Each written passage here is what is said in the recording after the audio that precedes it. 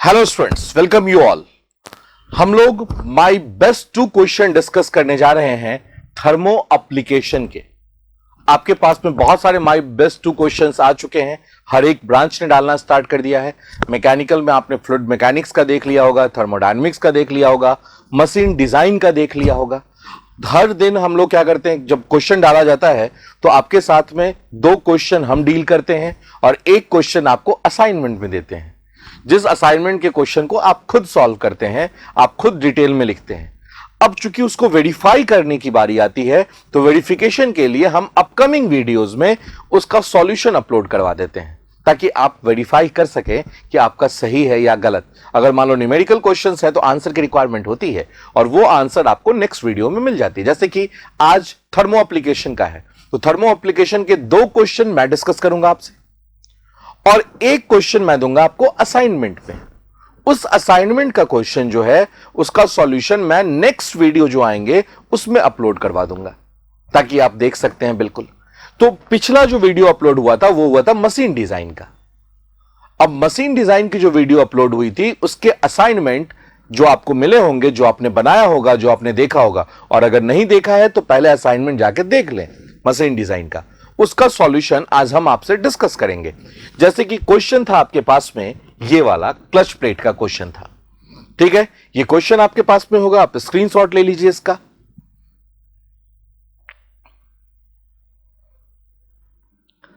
ठीक है, हो गया स्क्रीनशॉट। अब इसके बाद इसकी जो सॉल्यूशन थी वो अनु सर ने बना के दिया था आपको। अगर आप देखना चाहें तो आप देख सकते हैं सॉल्यूशन को। इसका भी आप स्क्रीनशॉट ले लीजिए।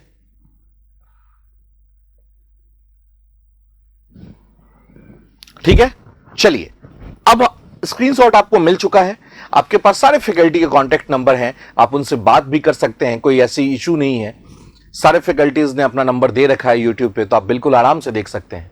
चलिए, अब हम आज के थर्मो एप्लीकेशन का क्वेश्चन देखने जा रहे हैं कि कैसे क्वेश्चंस आपके एग्जामिनेशन में आने के चांसेस हैं, क्योंकि थर्मो एप्लीकेशन से 60 मार्क्स के क्वेश्चंस आते हैं। 60 मार्क्स के क्वेश्चन थर्मो एप्लीकेशन से। ठीक है, क्वेश्चन हिंदी और इंग्लिश दोनों में लिखा हुआ है, आप देख सकते हैं बिल्कुल ध्यान से। क्या लिखा हुआ है? An air standard Brayton cycle has air entering the compressor at 100 kilopascal and 27 degrees Celsius. The pressure ratio is 10 and the maximum allowable temperature in the cycle is 1350 Kelvin. Determine, ये 6 पॉइंट आपको discuss करने हैं, 6 point आपको find out करने हैं। तो इस question को सॉल्व तो सब कर देंगे, हाउ टू राइट, एग्जाम में लिखते कैसे हैं, हम इसकी बात करने जा रहे हैं आपसे कि लिखा कैसे जाए इसको। ठीक है ना? तो बिल्कुल ध्यान से देखिएगा कि सबसे पहले इसकी सॉल्यूशन हम आपसे डिस्कशन स्टार्ट करते हैं। इसका सॉल्यूशन की बात करते हैं। देखिएगा, तो सबसे पहले लिखेंगे इसमें गिवन डेटा। ठीक है, गिवन डेटा सबसे पहला लिखना है आपने को।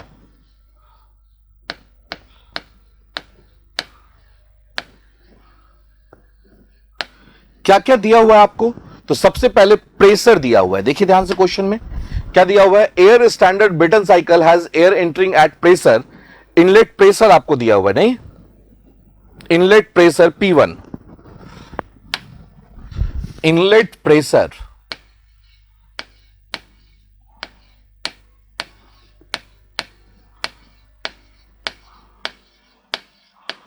P1 equals to 100 kilo pascal. फिर आपको इनलेट टेम्परेचर दिया हुआ, नहीं, मैक्सिमम टेम्परेचर, या इनलेट टेम्परेचर भी दिया हुआ आपको, inlet temperature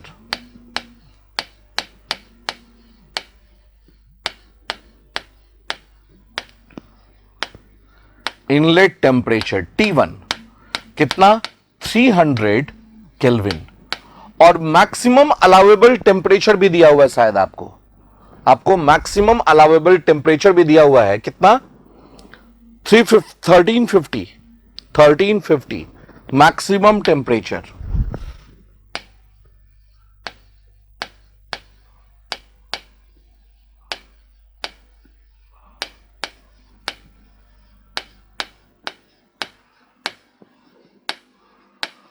T3 equals to 1350 kelvin, 1350 kelvin, और एक प्रेशर रेशियो दे रखा है, प्रेशर रेशियो क्या, आरपी कितना दे रखा है, 10, प्रेशर रेशियो दे रखा है 10। क्लियर? अब आपको करना क्या है कि सबसे पहले इसका डायग्राम ड्रॉ कर लीजिए। सबसे पहले डायग्राम या TS diagram of Brayton cycle लिख दीजिए यहां पे, टीएस डायग्राम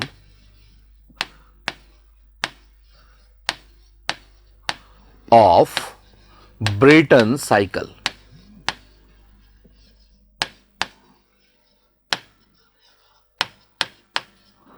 ठीक है, तो ये है T और ये है S, टीएस डायग्राम। 1 से लेके 2 तक क्या होता है, reversible adiabatic compression, reversible adiabatic compression.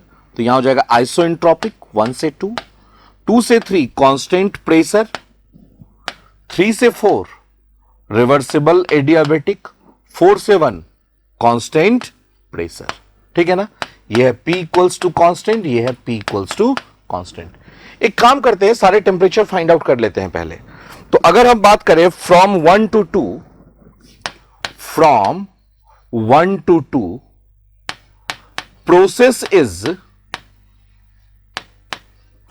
Process is आइसोएंट्रोपिक।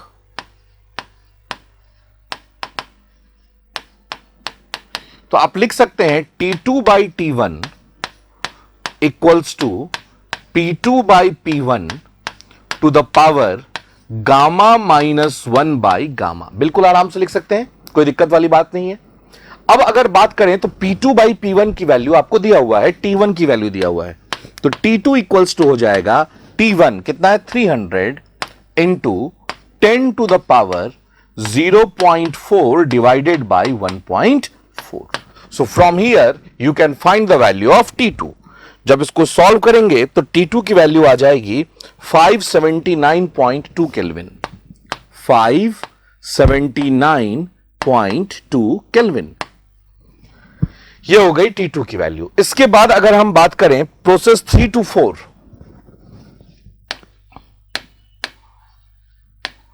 Process 3 to 4 ये भी आपका आइसोएंट्रोपिक प्रोसेस है, 3 to 4 भी आइसोएंट्रोपिक प्रोसेस है, इज आइसोएंट्रोपिक।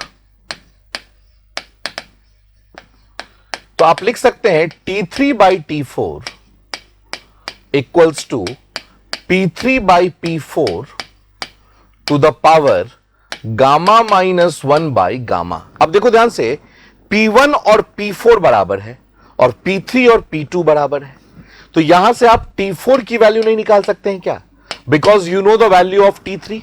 तो T4 की वैल्यू जब निकालेंगे तो आ जाएगा 699.23 केल्विन। सारे टेम्परेचर हमने फाइंड आउट कर लिए। अब देखिए आपको निकालना क्या क्या है, क्लियर, क्योंकि काफी टर्म्स निकालना है इस क्वेश्चन में। सबसे पहले निकालना temperature at silent point of the cycle. ठीक है, मतलब सारे टेम्परेचर्स आपको निकालने थे। तो पहला बिट तो हमने सॉल्व कर दिया, temperature at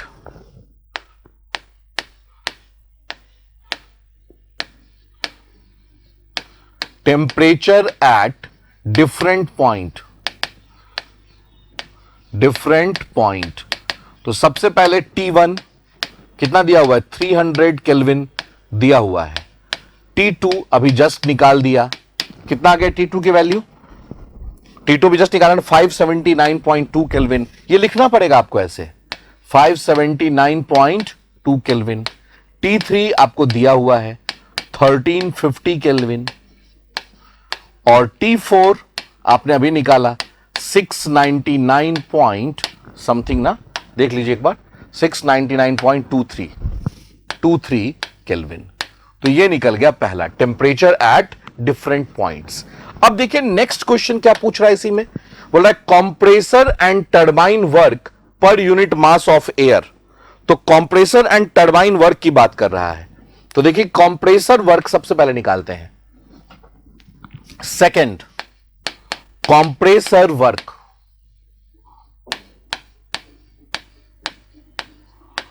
compressor work WC, तो WC equals to CP into T2 minus T1, CP into T2 minus T1।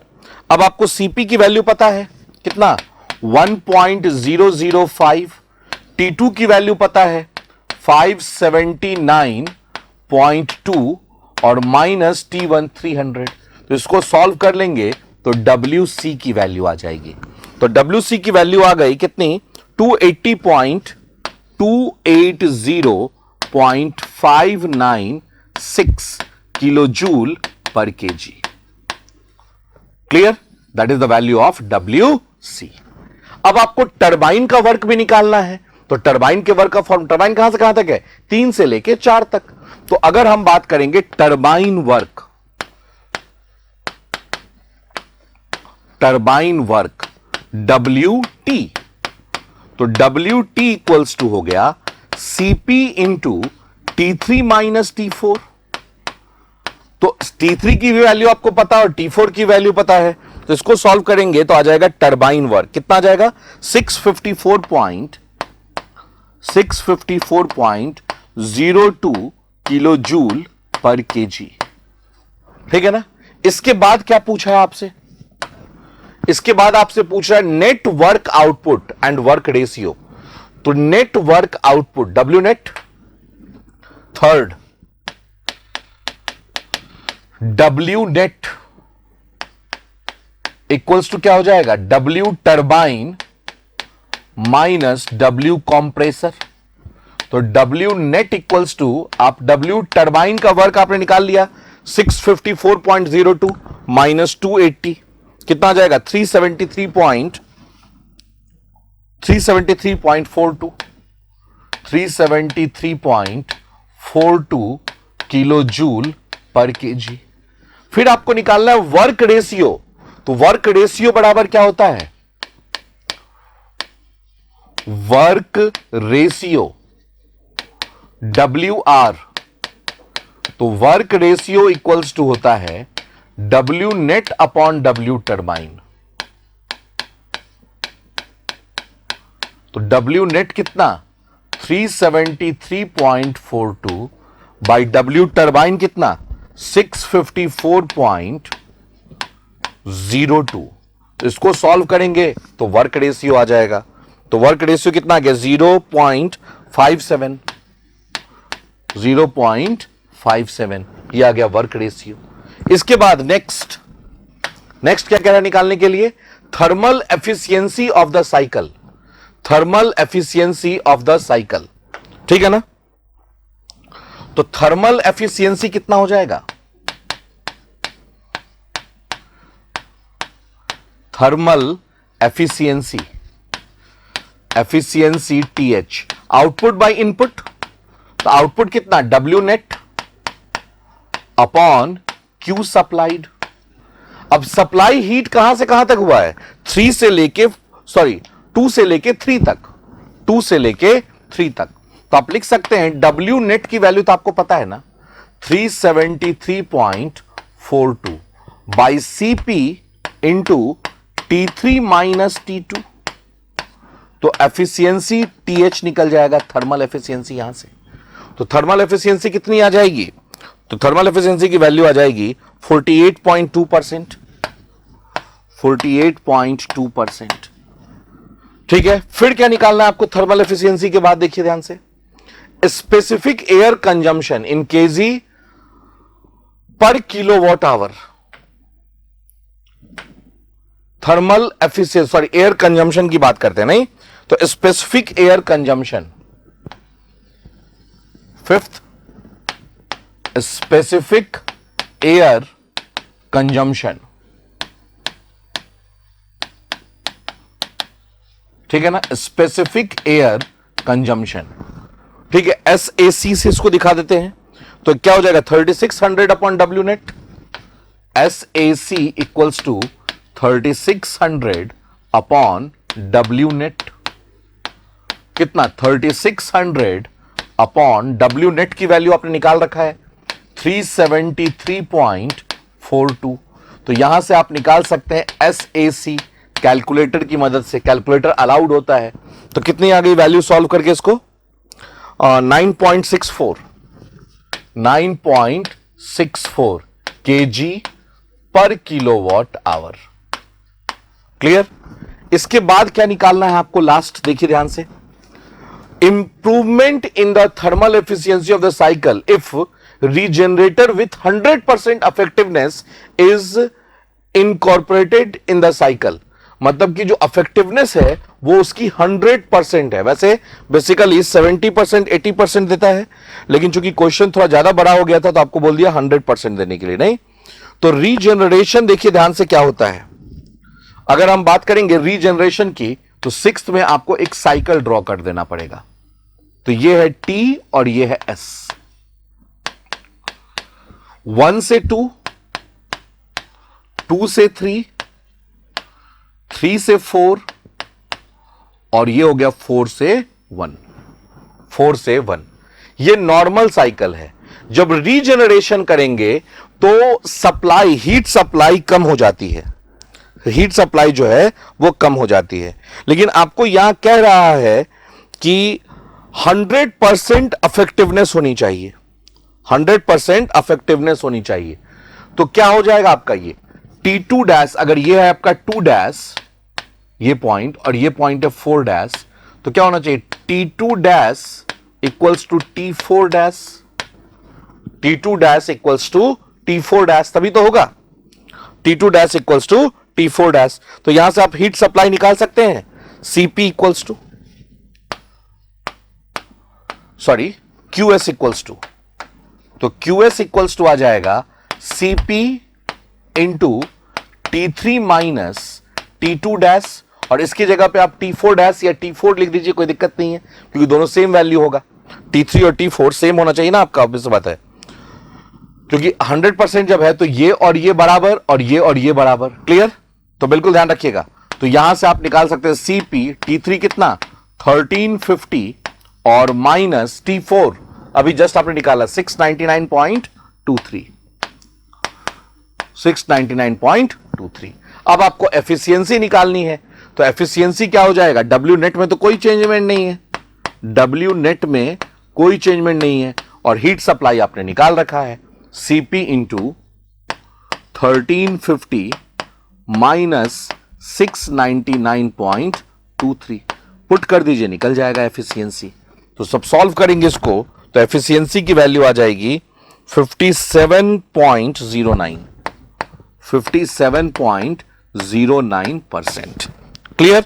तो बिल्कुल ध्यान रखिएगा। इंप्रूवमेंट आपसे पूछा है, तो पहले कितनी थी, पहले थी 48.2% और अब है 57.9%। तो इंप्रूवमेंट कितना हो जाएगा 57.09 माइनस 48.2। तो अगर कोई बात करे इंप्रूवमेंट की तो इंप्रूवमेंट इक्वल्स टू कितना, अगर इंप्रूवमेंट की बात करेंगे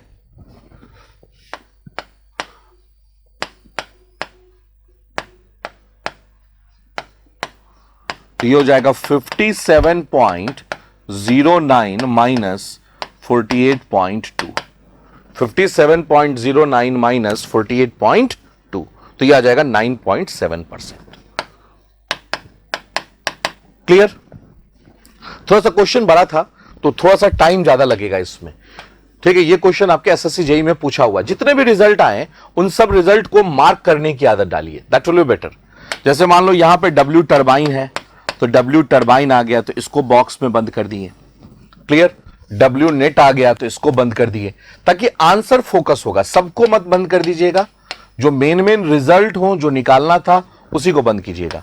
जैसे यहां एफिशिएंसी हो गई, जैसे यहां एसएएस हो गया, ठीक है, और जैसे यहां पे क्या हो गया आपका इंप्रूवमेंट। तो इन सबको आप मार्क कर सकते हैं, बिल्कुल ध्यान रखिएगा, ताकि क्या होगा, जो कॉपी करेक्शन करने के लिए बैठा हुआ बंदा है वो आपका रिजल्ट देखेगा तुरंत में।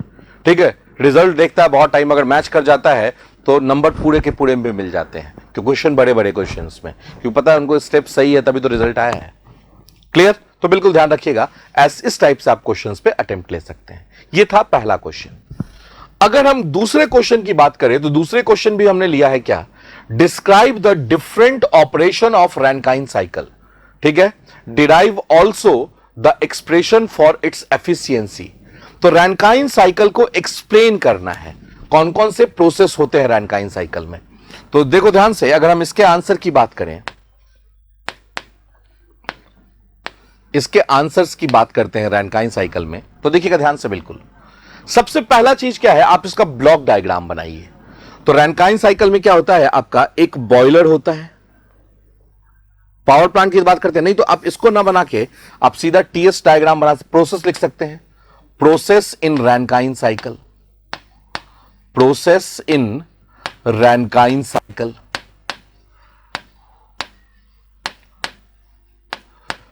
रैनकाइन साइकिल कितने प्रोसेस होते हैं, तो 4 प्रोसेस होते हैं। सबसे पहले बात करते हैं प्रोसेस 1 to 2, प्रोसेस 1 to 2 ये होता है constant pressure heat addition, constant, या फिर आप टरबाइन से अगर चलते हैं, जो जैसा कि आपका आदत होता चलने का कि पहले बॉयलर फिर टरबाइन, टरबाइन से 1 और 2 मानते हैं, तो आप ऐसे भी लिख सकते हैं reversible adiabatic expansion, reversible adiabatic expansion. ये आप पे डिपेंड करता है, नहीं कैसे आप मान रहे हैं। एडियाबैटिक एक्सपेंशन कहां पे, इन टरबाइन लिख दीजिएगा, लेकिन इन टरबाइन। इसके बाद 2 to 3 कांस्टेंट प्रेशर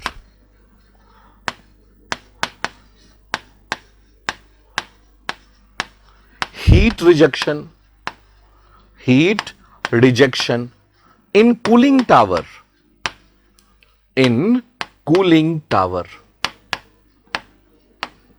इसके बाद अगर बात करें 3 to 4, तो ये क्या है आपका, reversible adiabatic compression, reversible adiabatic compression. इसके बाद है आपका 4 to 1 constant pressure heat addition, heat addition. अब आप इसके डायग्राम बना सकते हैं, बिल्कुल। तो देखिए ध्यान से डायग्राम कैसे बनाएंगे, तो एक ले लीजिए T और एक ले लीजिए S, ये है T और ये है S, ठीक है। और इस TS डायग्राम पे ड्रॉ कर दीजिए एक डोम, ये है T और ये है S, ठीक है ना। 1 से लेके 2 तक क्या है, reversible adiabatic expansion, super heated steam का, ये हो गया 1 से 2। इसके बाद 2 से 3 तक कांस्टेंट प्रेशर हीट रिजेक्शन, फिर 3 से 4 तक रिवर्सिबल एडियाबैटिक कॉम्प्रेशन, और इसके बाद क्या हो गया आपका, कांस्टेंट प्रेशर हीट एडिशन। तो पहले हीट ऐड हुआ, फिर फेज चेंज हुआ, फिर सुपर हीटेड हो गया, 1 2 3 4। अब आपको एफिशिएंसी की बात करनी है, नहीं तो एफिशिएंसी बराबर क्या होता है, आउटपुट बाय इनपुट। तो आप लिख सकते हैं efficiency equals to W net upon Q supplied. तो W नेट इक्वल्स टू क्या हो जाएगा, W turbine minus W pump. तो अब आप W टरबाइन लिख सकते हैं, कितना हो जाएगा, H1 माइनस H2।